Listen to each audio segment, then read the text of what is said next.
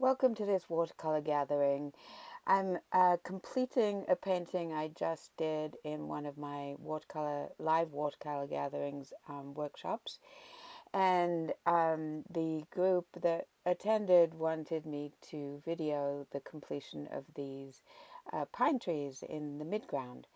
So here I am. I had done a very loose, wet first layer of these trees, and now I'm going in with my rigger brush with a mixture of Hooker's Green Light and Paynes Gray.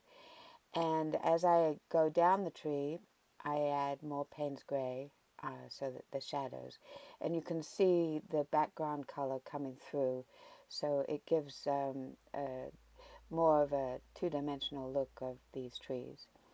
And then you have to also remember to be somewhat random with these trees.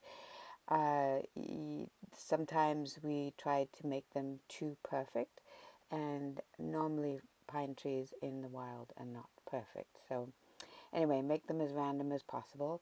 And then with some Payne's Gray and Hooker's Green Light underneath them, just put in some shadows, and then with a damp brush feather it out.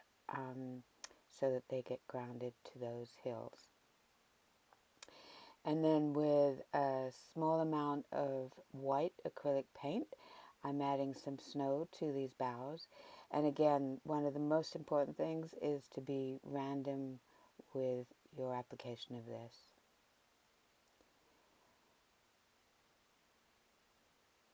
And then once these trees are done, I have to finish the two birch trees in the foreground. And so this is how I do it. Thanks a lot for joining me. Have a great day.